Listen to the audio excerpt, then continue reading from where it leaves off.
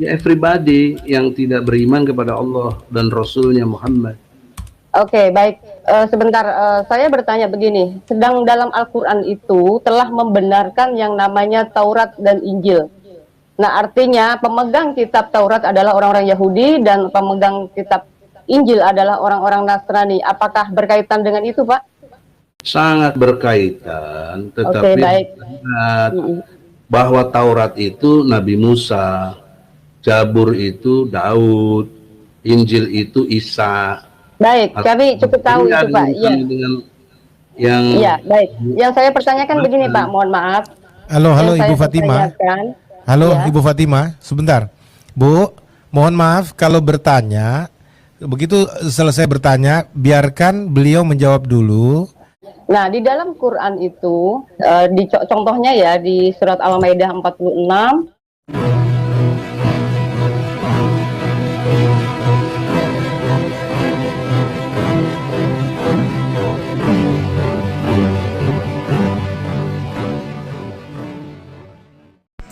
Assalamualaikum warahmatullahi wabarakatuh.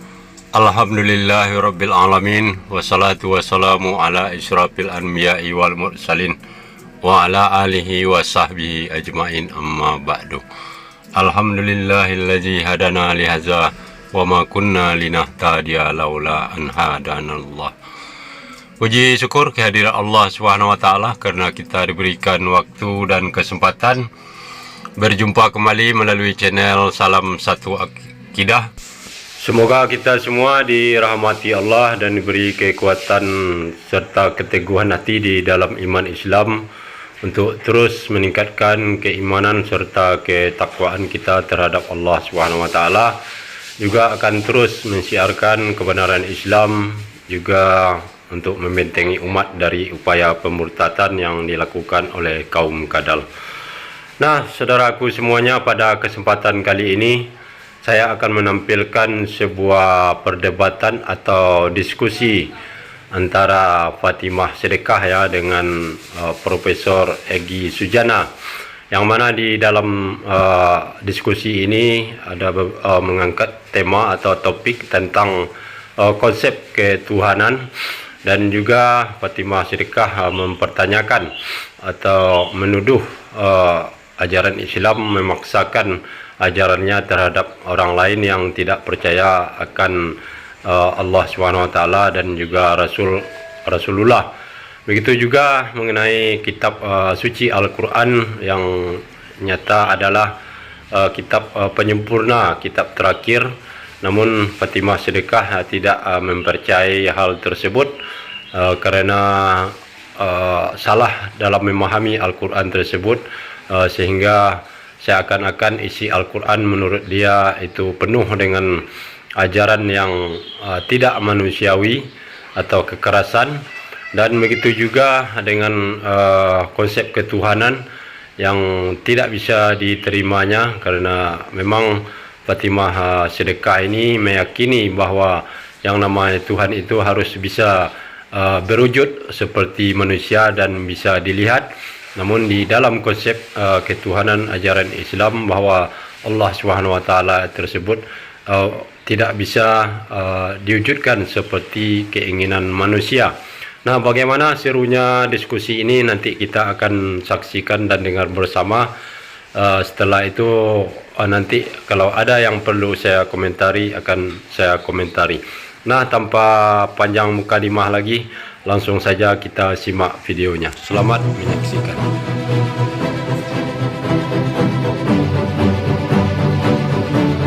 Selamat malam. Pak Joshua. Ya. Salam Pak Egy Sujono. Sujana. Sujana. Mohon maaf ya, karena saya terbiasa bahasa Jawa. Karena saya terbiasa bahasa Jawa, Pak. Jadinya tuh yang A saya ganti O begitu, Pak. Oke, baik. Saya mengamati dari video Bapak yang viral beberapa waktu lalu. Kalau saya rangkum dari pernyataan Bapak ini seperti memaksa bahwa orang harus mengikuti agama Islam lah ya Pak ya. Karena apa? Yang Bapak akui bahwa Tuhan yang Maha Esa itu hanya di dalam Islam. Dan di luar Islam tidak mengakui adanya ketuhanan yang Maha Esa. Ya, itu yang saya lihat, Pak, ya. Oke, tapi sebelum membahas ini semua, Pak, saya kepengen bertanya dulu nih, Pak. Surat Al-Kafirun di ayat pertama, kul ya ayyuhal kafirun. Ini wahai orang-orang, katakanlah dalam kurungnya Muhammad, ya, wahai orang-orang kafir. Nah, yang disebut orang kafir di sini siapa, Pak? Konteksnya, Pak? Ya, di luar yang tidak mengakui Allah lah. Tidak mengakui Allah. Enggak, maksudnya dalam konteksnya ini ditujukan kepada orang Yahudi atau Nasrani atau orang Quraisy atau bagaimana, Pak? Ya, everybody yang tidak beriman kepada Allah dan Rasulnya Muhammad. Oke, baik. Sebentar, saya bertanya begini. Sedang dalam Al-Quran itu telah membenarkan yang namanya Taurat dan Injil. Nah, artinya pemegang kitab Taurat adalah orang-orang Yahudi dan pemegang kitab Injil adalah orang-orang Nasrani. Apakah berkaitan dengan itu, Pak? Sangat berkaitan, tetapi baik. Bahwa Taurat itu Nabi Musa, Zabur itu Daud, Injil itu Isa. Baik, kami cukup tahu itu, Pak. Iya. Iya, baik. Yang saya pertanyakan begini, Pak, mohon maaf. Halo Ibu Fatima. Halo ya. Ibu Fatima, sebentar. Bu, mohon maaf kalau bertanya, begitu selesai bertanya, biarkan beliau menjawab dulu. Nanti setelah beliau diterangkan sedikit, baru Ibu bisa berikan lagi bantahan balik atau argumentasi balik supaya jangan tubrukan bahasanya, kita nggak dengar bagus jadinya, Bu. Ya, mohon maaf, baik. Bu. Ya, supaya dialognya bagus, gitu. Silakan Pak, ya, dilanjutkan atau Ibu lanjut pertanyaannya. Ya, saya lanjutkan. Ya, silakan Bu Fatima. Ya, nah di dalam Quran itu, contohnya ya di surat Al-Maidah 46, di Al-Maidah lagi 47 dan seterusnya, banyak sekali ayat bertaburan bahwa Taurat, Zabur dan Injil adalah kitab yang dibenarkan oleh Allah dalam versi sesembahannya Muslim, kan begitu ya, Pak, ya. Nah, jadi pertanyaan saya, apakah yang disembah orang Yahudi dan Nasrani dan Islam ini berbeda, Pak? Antara Yahudi dan Nasrani dan Islam. Ya, iya dong, kategorinya kalau Islam kan kepada Allah dan Rasulnya, bersahadat, asyhadu an la ilaha illallah wa asyhadu anna Muhammad Rasulullah. Itu komunitas Muslim. Yang tidak begitu tentu bukan Muslim, gitu loh. Jadi kategori yang dimaksud Ibu itu kan sepertinya menggugat atau mengkritisi lah ya, bukan menggugat, mengkritisi kan Taurat, Zabur, Injil dan Al-Quran. Yang benar itu Al-Quran itu kumpulan kitab yang berisi ada Taurat, ada Zabur, ada Injil. Sebagai contoh tadi Al-Maidah 72, 73, 116, 117 itu Injil. Itu Injil yang dikodifikasi ke dalam Quran. Mengapa demikian? Karena di situ Allah berfirman kepada Isa, putra Maryam. Allah berfirman. Nah, kalau Allah berfirman kepada Isa, itu Injil. Nah, kenapa ini diberitahu kepada Muhammad? Ingat, jarak hidup Muhammad dengan Isa kurang lebih 600 tahun. Dan juga jangan lupa, Isa dengan Muhammad ini sepupuan, lain bapak, tapi dia uyutnya itu sampai kepada Ibrahim. Isa dari turunannya Ishak, Muhammad dari turunannya Ismail. Ismail sama Ishak adik kakak, tapi beda ibu. Ini sejarah, jadi satu semuanya, dalam itulah Al-Quran di dalam penjelasannya. Nah, jadi dengan pengertian ini, bayangkan dulu sebentar Bu, 600 tahun lebih jaraknya itu, kok bisa ada dokumentasi atau istilahnya berkas-berkas atau wahyu kalau kita sampai kepada Muhammad. Kalau bukan satu kemukjizatan dan kemutlakan absolutnya dari Allah. Karena ini melampaui dimensi ruang dan waktu yang secara pikiran sederhana nggak mungkin kalau bukan wahyu. Nah, oleh karena itu, jangan ibu memilah-milah Taurat, Injil, Zabur, dan Quran. Karena dia menyatu, ada namanya Al-Quran. Nah, Al-Quran itu dari kata furqan, dia pembeda. Maka itulah saya tadi berani mendefinisikan berpikir itu apa, yang mampu membedakan yang beda. Karena dengan pakai Quran, kalian jadi kita semua tahu ada pembeda. Ada halal haram. Gitu logikanya. Jelas? Begini, kitab Taurat itu masih ada dan dipegang oleh orang Yahudi sampai sekarang, Pak.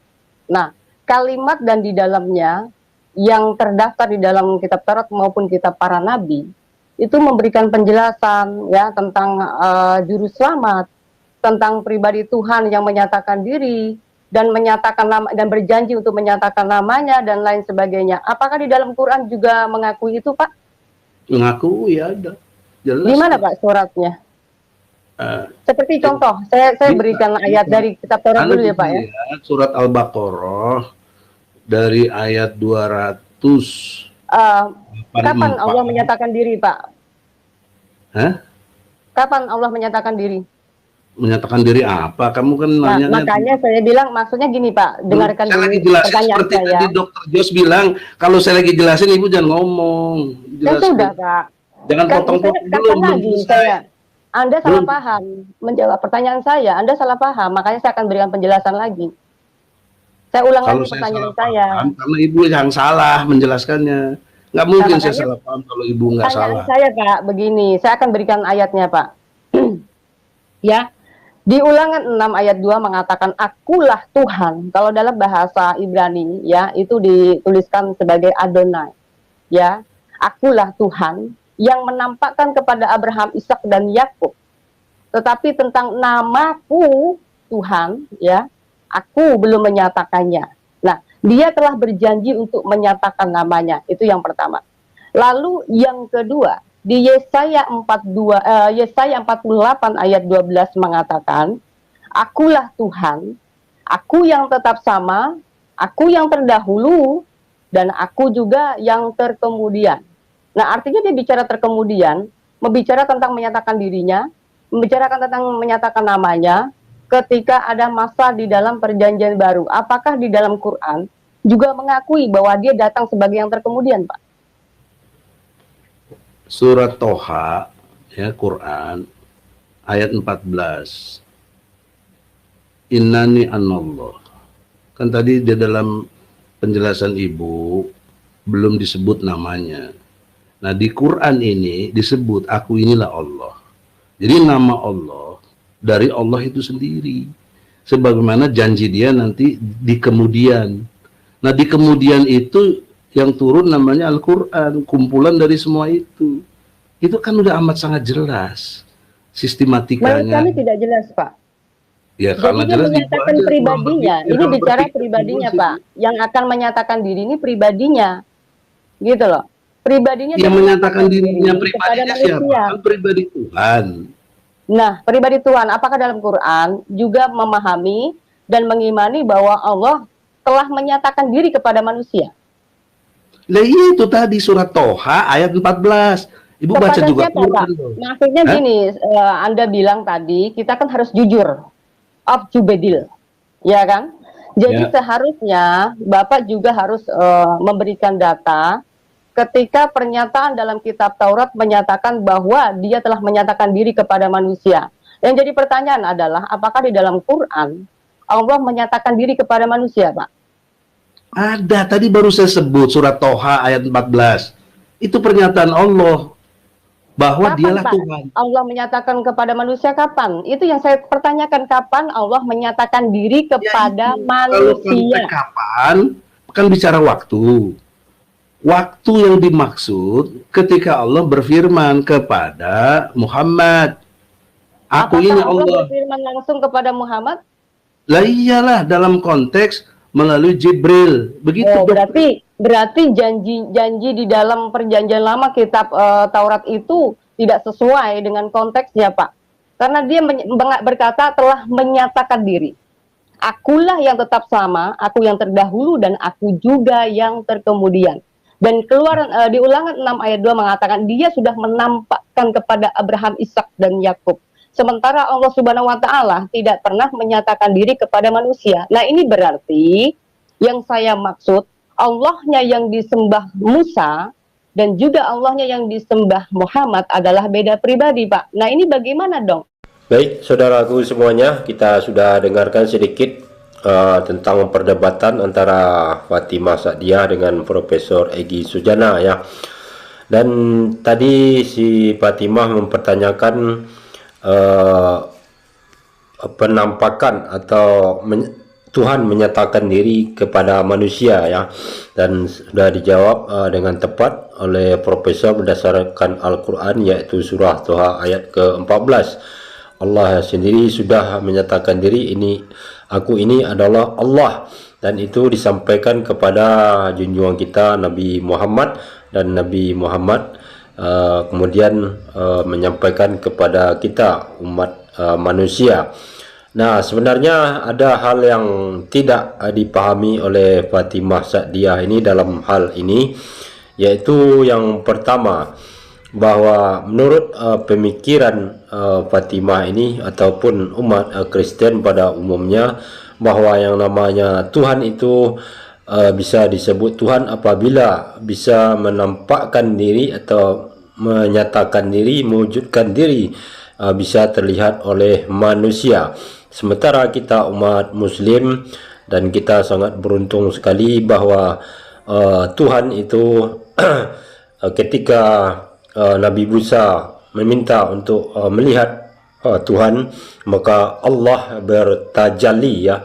Jadi tajalli ini memang sulit untuk diartikan, tidak bisa diartikan nampak, terlihat atau bagaimana, karena itu memang tidak bisa diartikan. Cuma kesimpulannya Allah itu menunjukkan keberadaannya kepada Nabi Musa ya. Nah, inilah perbedaannya. Kemudian juga di dalam cara berpikir juga ada perbedaan. Kalau umat Kristen umumnya harus bisa dilihat, didengar dan dibuktikan dengan indera, dengan pikiran, sementara kita umat Muslim itu memahaminya, dan tentu kita menyadari bahwa kita manusia mempunyai keterbatasan ya, baik akal pikiran juga indera, semuanya serba terbatas dibuat oleh Allah SWT. Maka kita tidak mungkin memahami sesuatu yang gaib, apalagi yang tentang wujud Allah itu sendiri. Mustahil bagi manusia untuk melihat dan membuktikannya. Nah, di dalam dunia ini saja, di alam nyata ini, seringkali kita penglihatan, indera penglihatan kita sering tertipu ya. Dan itu pun kalau kita bisa melihat sesuatu itu karena adanya bantuan pencahayaan, maka baru bisa kita melihat. Begitu juga dengan indera pendengaran. Indera pendengaran kita juga dibuat serba terbatas, dan hanya bisa mampu mendengar pada frekuensi tertentu ya. Sementara banyak hal yang tidak bisa ditangkap oleh indera pendengaran maupun indera penglihatan. Nah, kalau sudah menyadari hal seperti ini, maka mustahil kita untuk bisa mengetahui bagaimana wujud dari Tuhan itu yang sebenarnya. Oke, kita lanjut lagi. Sementara ada konteks di dalam Alkitab terdaftar dan tertulis secara jelas bahwa Quran telah membenarkan kitab terdahulu. Nah, ini kan bertentangan, Pak. Dan Anda mengatakan tadi bahwa sistematis. Ya, ini bicara tentang objektif. Anda tidak bisa juga semena-mena kami harus mempercayai apa semua isi Quran. Sementara objektifnya ya, Bapak harus melihat ya bahwa sebelum ada kitab Quran itu ada yang namanya Taurat Zabur, dan Injil. Nah, dalam kitab Taurat, Zabur, dan Injil ini tidak memberi tidak menerangkan bahwa akan ada nabi setelah kedatangan Yesus, dan juga tidak ada lagi kitab setelah Injil.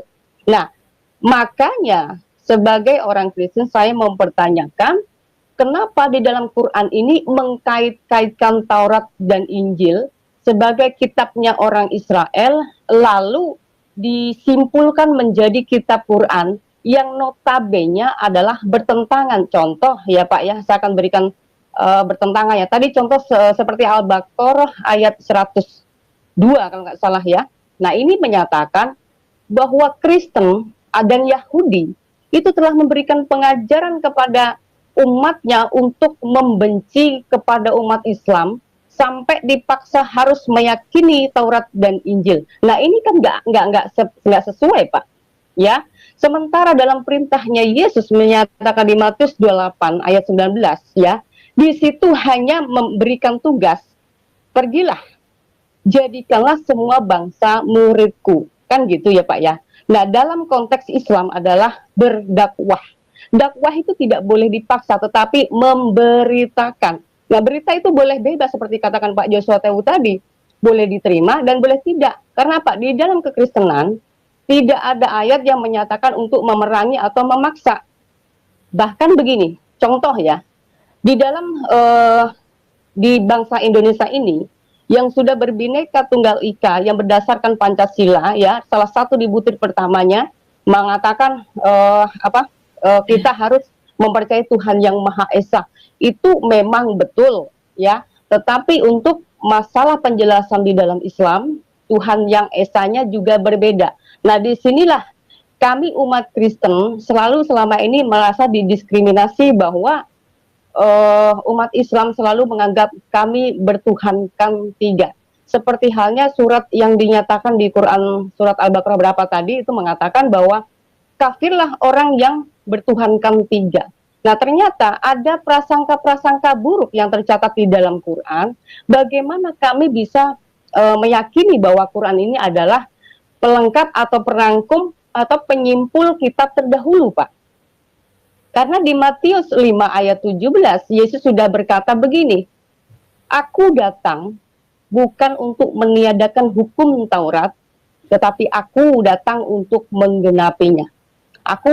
Saya ulang lagi, aku datang bukan untuk meniadakan hukum Taurat dan juga kitab para nabi, tetapi aku datang untuk menggenapinya. Artinya, dalam kedatangan Yesus, dia sudah menggenapi semuanya yang tertulis. Nah, yang dipertanyakan, jadi persoalan dan polemik agama sampai sejarah berabad-abad sampai sekarang, Quran selalu mengkafir-kafirkan kami orang Kristen, sementara di dalam Quran sendiri itu telah membenarkan kitabnya orang Kristen dan kitab Yahudi. Nah ini Pak, kalau Bapak mau bicara tentang sistematis, kronologis, sejarah dan sebagaimana, kita selusuri dari sini dulu Pak. Apa benar ajaran di dalam Quran itu sinkron dengan ajaran yang kitab terdahulu begitu Pak? Silahkan jawab. Barangkali Ibu Fatimah maksudkan begini Pak Ji, yang bagian akhir beliau sampaikan itu bahwa katanya kan Al-Quran ini sebagai kitab pelengkap dan penyempurna kitab-kitab terdahulu. Tapi kok kenyataannya bukan pelengkap, tapi justru pengurang. Banyak hal yang dikurangi dari Alkitab dan Taurat juga misalkan, karena Alkitab itu merupakan kelengkapan dari Perjanjian Lama, Taurat dan Injil jadi satu. Terus kenyataan lain Pak Haji bahwa ternyata Al-Quran ini bukan penyempurna, tapi justru menghancurkan ajaran-ajaran indah, ajaran-ajaran kemanusiaan dengan menampilkan ajaran-ajaran yang bertentangan menurut penafsiran banyak orang Pak, dengan kaidah-kaidah kemanusiaan, misalkan ajaran-ajaran kemanusiaan, dan memaksakan ajaran untuk harus diterima dengan berbagai macam cara. Buahnya ini kadang-kala orang lihat Pak Haji, nanti bisa diklarifikasi bahwa buah yang dimunculkan adalah oleh Islam kebanyakan, mungkin ini orang juga, mungkin ini oknum, tapi yang kita rasakan bukan lagi rahmatan lil alaminnya, tetapi justru bertolak belakang dari situ, intoleransi dan seterusnya, kekejaman yang dimunculkan, pemaksaan dan seterusnya. Ini bagaimana menjelaskan itu? Kira-kira begitu Bu Fatimah? Nah, di sini saya potong sedikit ya, atas pernyataan dari Fatimah Sa'diyah, juga ditambah oleh pastor, oleh Pak Pastornya, mengenai ajaran kitab suci Al-Quran yang katanya adalah penyempurna. Kemudian orang berdua ini membantah, malahan sebaliknya, mengurangi atau bertolak belakang ajarannya dengan Taurat dan Injil. Nah, sebenarnya di sini karena tidak paham baik Fatimah maupun Pak Pastornya, karena Al-Quran menyangkal tentang Kristen, itu karena Kristen pemahamannya berbeda dengan Injil yang diajarkan kepada Nabi Isa ya, karena Nabi Isa mengajarkan tentang tauhid, sementara Kristen adalah Trinitas yang memperanakkan Tuhan. Nah, inilah hal yang disangkal oleh Al-Quran. Kemudian kalau Al-Quran atau ajaran Al-Quran malahan banyak ajaran yang memerangi kaum kafir. Nah, di sini lagi-lagi Fatimahnya tidak paham apa itu makna kafir ya, atau yang dimaksud dengan kafir itu sendiri, karena ini bukan ditujukan kepada kelompok atau apapun juga, cuma di sini kepada individu yang tidak menerima, tidak meyakini bahwa Allah adalah Tuhan, kemudian Nabi Muhammad adalah Rasulullah. Nah, kemudian ajarannya yang banyak keliru itu pun sebenarnya terbantahkan kalau kita melihat dengan fakta sejarah ya.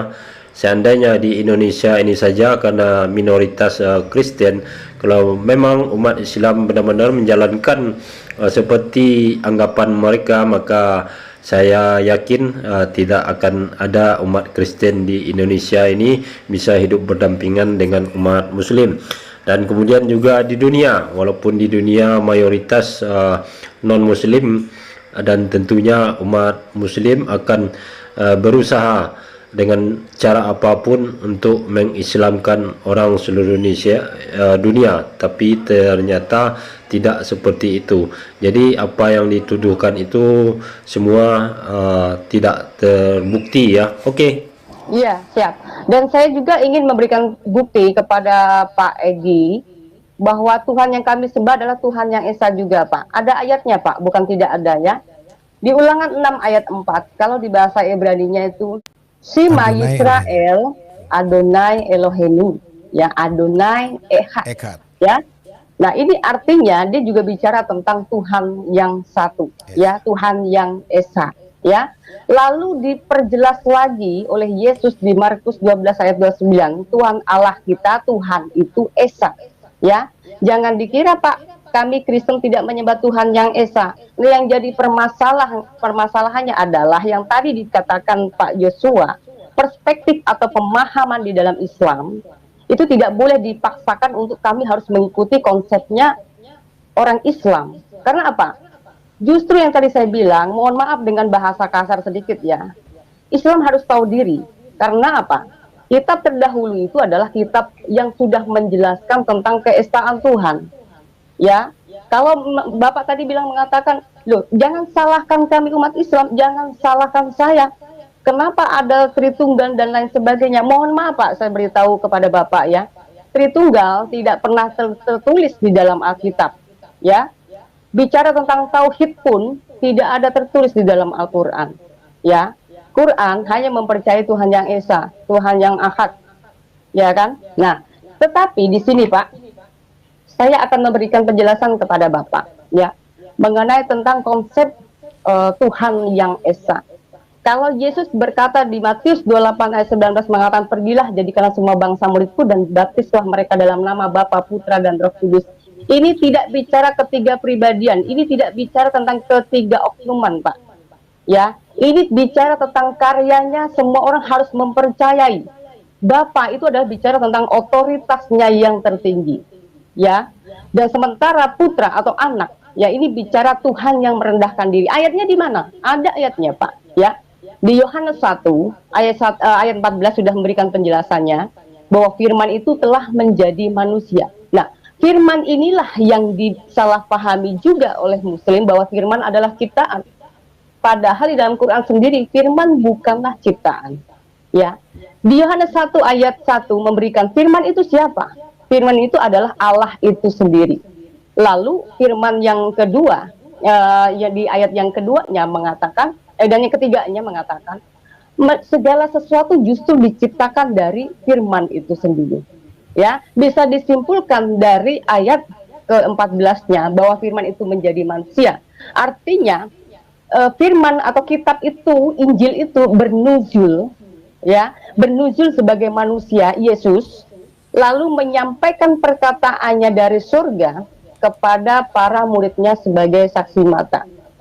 Ya, ada pernyataan fakta bahwa Yesus disalib. Tiba-tiba di dalam Quran ada penyangkalan yang luar biasa bahwa Isa katanya tidak disalib, tetapi diserupakan. Tetapi yang nggak ada informasi yang jelas siapa yang menyerupakan di situ. Nah, ini kan artinya yang tadi seperti Pak Joshua Tewu mengatakan, kalau kitab penyempurna, datanya harus bisa lebih jelas dan lebih lengkap, Pak.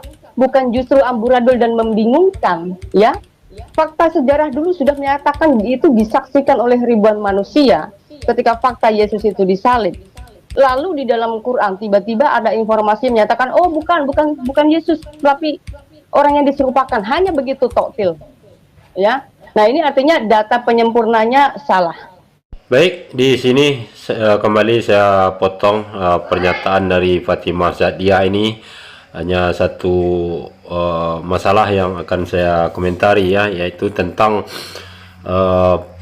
informasi penyalipan yang ada di dalam Al-Quran yang mengatakan bahwa bukanlah Nabi Isa yang disalibkan, tapi orang yang diserupakan yang disalibkan tersebut.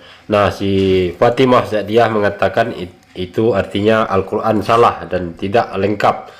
Nah, kalau kita berpikir secara rasional dan logika bahwa itu adalah informasi dari Tuhan, yaitu Allah Subhanahu wa taala sebagai pembicara, ya.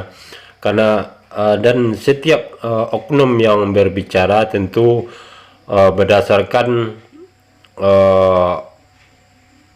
kemauan yang berbicara tersebut. Dan kalau orang yang mendengar tidak paham, berarti orang itu yang gagal paham, yang tidak bisa memahami perkataan Allah tersebut. Jangankan perkataan Allah, perkataan kita sesama manusia saja yang sering kita dengar setiap hari, itu pun seringkali disalahartikan atau salah orang memahami apa yang kita ucapkan, dan tidak semua orang akan sama memahaminya terhadap apa yang diucapkan, walaupun yang diucapkan itu kata-kata atau kalimat yang sama, ya, dan setiap orang tidak akan sama untuk memahaminya.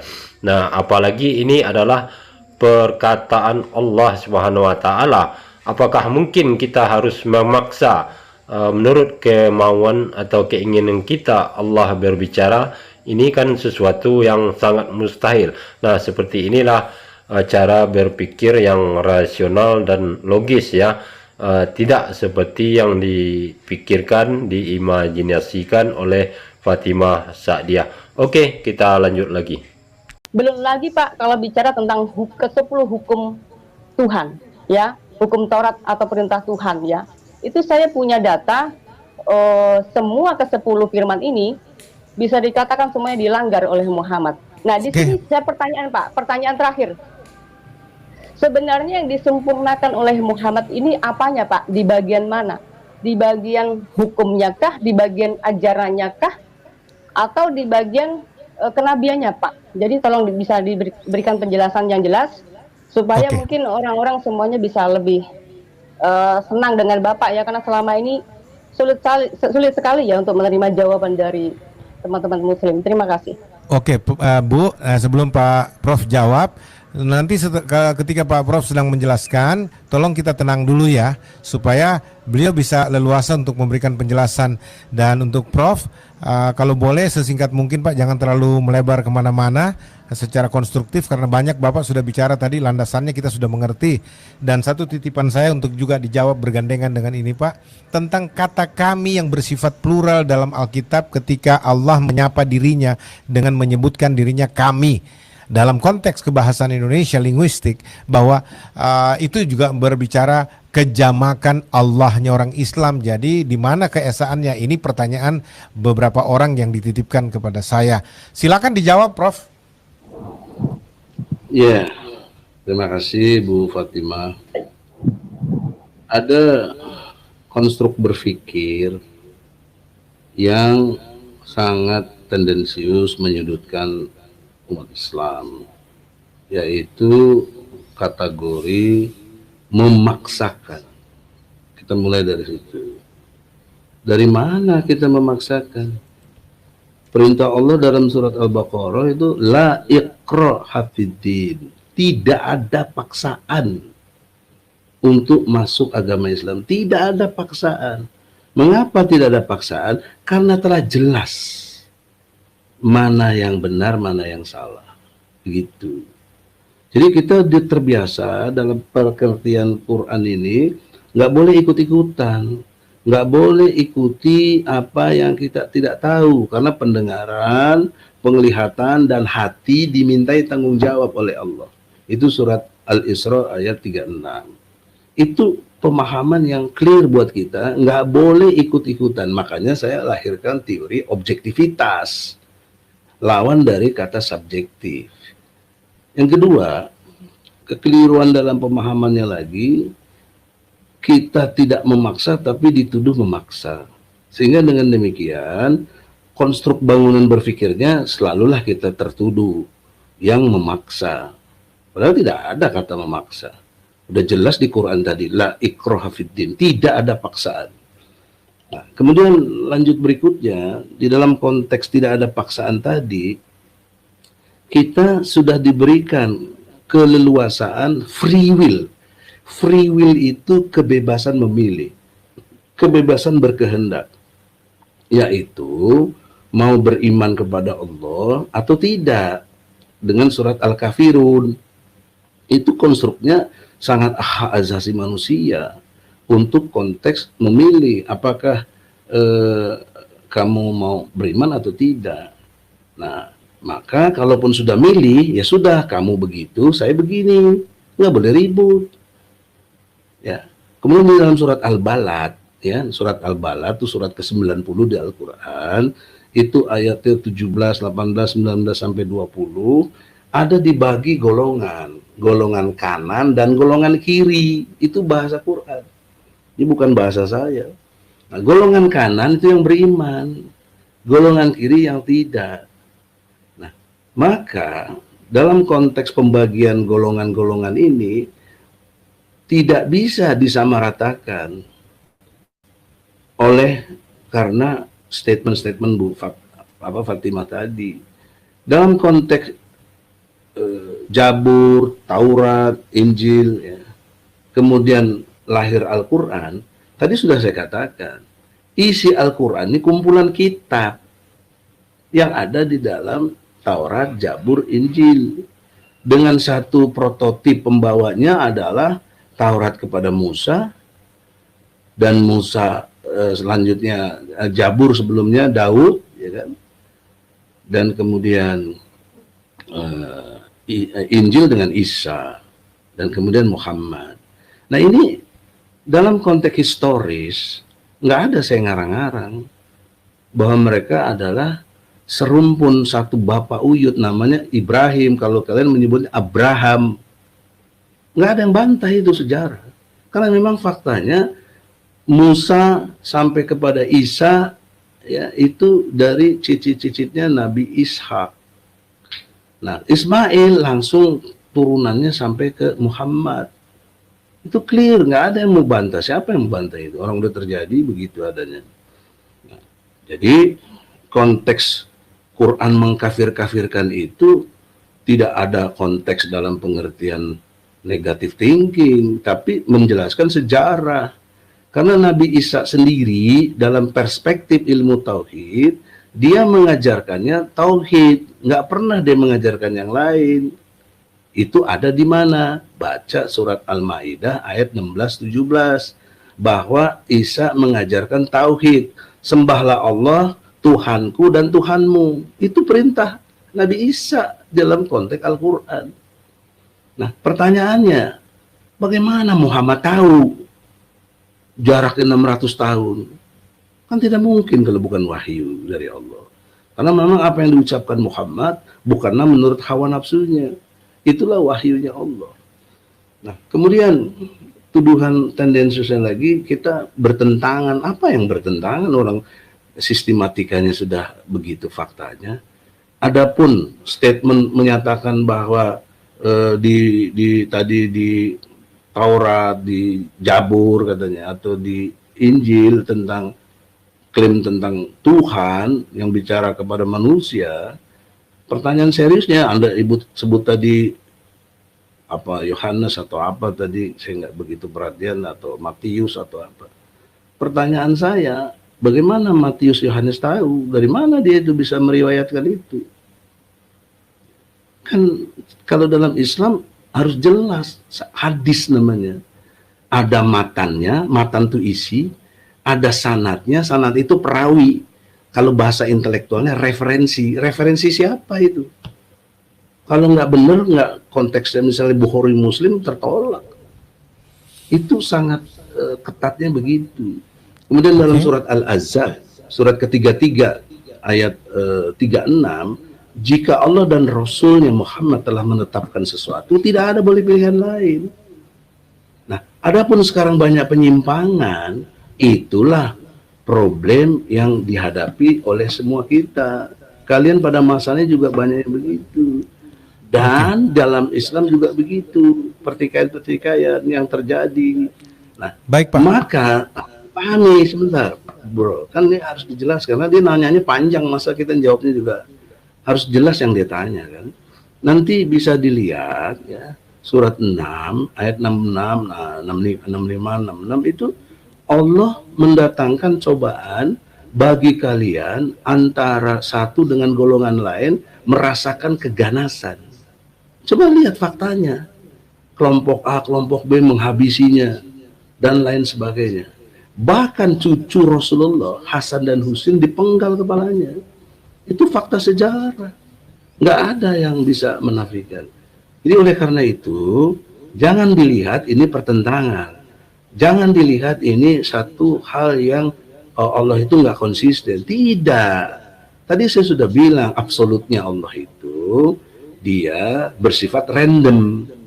Dia mau ngapain aja hak dia, namanya absolut. Kullu nafsin dha'iqatul maut. Setiap manusia yang berjiwa pasti mati. Tapi siapa yang mau mati duluan atau belakangan kan haknya Allah, nggak ada bisa kita meninggalkan haknya. Nah, oleh karena itu, bisa dalam lagi, kesempatan Pak. terakhir ini, dalam pengertian jawab Fatimah, Anda kan sudah milih Kristen, ya sudah. Saya nggak memaksa Anda harus pindah, ngapain? Ya, nggak perlu, ya, dan tidak punya urgensinya. Oke. Juga Anda jangan, kalau kategorinya seperti ini kan Anda maksa saya dong supaya terima Kristen juga. Ya nggak perlu juga. Kan sudah jelas lakum dinukum waliyadin. Agamamu agamamu sudah. Kita berdamai secara bangsa dan negara kita. Kita bersaudara secara tanah air. Nah, demikianlah saudaraku semuanya, kita sudah saksikan dan dengarkan bersama bagaimana jalannya diskusi ini antara Fatimah Siddiqah dengan Profesor Egy Sujana ya. Dan semua pertanyaan ataupun tuduhan yang dilontarkan oleh Fatimah Siddiqah sebenarnya sudah dijawab dengan sangat baik dan tepat sekali oleh Bapak Profesor ya, berdasarkan Al-Quran sendiri tentunya, dan juga berdasarkan fakta sejarah. Namun ya begitulah yang kita lihat, bahwa Fatimah Siddiqah ini tetap saja tidak mau menerima yang namanya kebenaran Al-Quran, dan juga Rasulullah sebagai utusan Allah. Malahan yang terlihat lucu bagi kita adalah ketika di awal Fatimah sedekah menuduh bahwa Islam memaksa orang untuk mengikuti ajaran Islam.